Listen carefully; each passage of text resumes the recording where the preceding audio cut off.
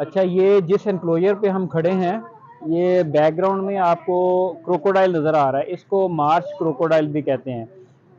इसका जो जूलॉजिकल नाम है क्रोकोडाइलस प्लस्ट्रस। तो ये पाकिस्तान में सिंध, दरियाए सिंध और उसके साथ साथ जितनी उसकी नहरें हैं या झीलें हैं, ख़ास तौर पे दियाकड़ो नवाबशाह डिस्ट्रिक्ट में, यहाँ पे कसर से पाया जाता है। और पंजाब में था, पंजाब से ये एक्सटिंक्ट हो गया। और उसके अलावा अगर हम बलूचिस्तान में जाएं तो दश्त रिवर में पाया जाता है, हिंगोल रिवर में पाया जाता है। तो पाकिस्तान में एक ही स्पीशीज़ है। बुखारी साहब, इसके बारे में ज़रा बताइएगा कि ये क्या ये भी रेस्क्यू करके यहाँ पे रखा हुआ है? ये हमारे पास जो मार्श क्रोकोडाइल है, ये रेस्क्यू करके तो नहीं, ये रिक्रिएशन और स्टडी पर्पज़ के लिए, रिसर्च पर्पज़ के लिए हमारे पास है। एक तो विजिटर्स आते हैं, बट जो ज़ाहिर है अगर किसी ने कोई रिसर्च स्टडी करनी है तो सिंध बलूचिस्तान में इतने दूर दराज एरिए में और इतने ख़तरनाक जानवर के पास जाना मुमकिन नहीं है, मुश्किल है।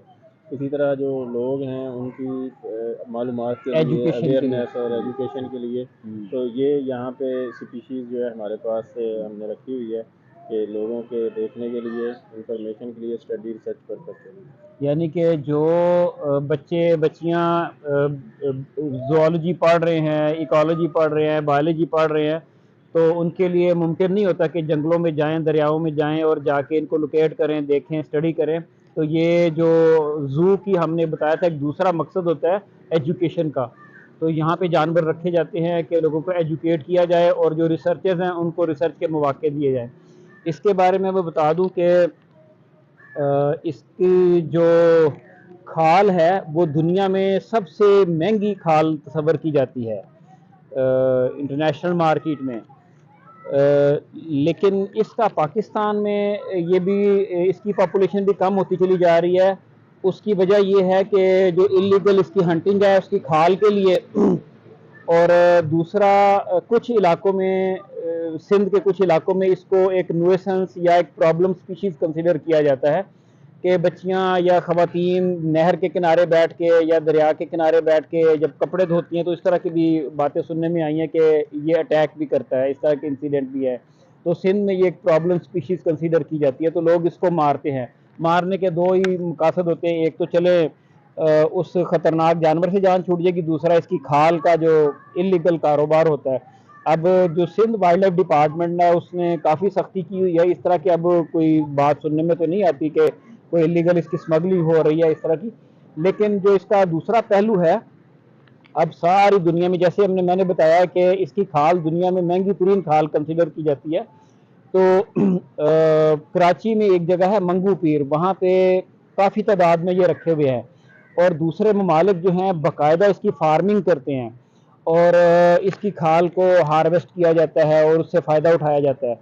तो ये जो लाइफ स्टॉक फार्मर हैं, वाइल्ड लाइफ फार्मर हैं, उनके लिए भी एक टिप है कि जहाँ आप हिरन पालते हैं, तीतर पालते हैं, मोर पालते हैं, बिजनेस पॉइंट ऑफ व्यू से वहाँ पे ये अगर पाला जाए तो इसकी खाल लाखों में बिकती है।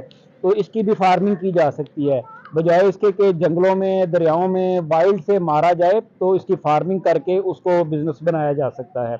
जिस तरह इसमें कोई भी हर्ज वाली बात नहीं है, महकमा इजाज़त देता है, कानून इसकी सर, इजाज़त देता है। इसके बारे में मैं थोड़ा सा ऐड करूँगा कि अभी तक इसकी फार्मिंग या इसकी ख़रीदो फरोख्त, या जिस तरह आपने खाल की कीमत का बताया, शायद अभी कोई कानूनन चीज़ें जो है ना वो उस तरह से नहीं है जिस तरह बाहर की दुनिया में है।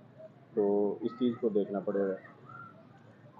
मतलब इसमें जुल्म वाला पहलू नहीं है। हम बकरियां भी तो पालते हैं उनकी खाल, उनका गोश्त के लिए, गाय भी पालते हैं खाल गोश्त के लिए, दूध के लिए। तो इस तरह जानवरों को भी पाला जा सकता है।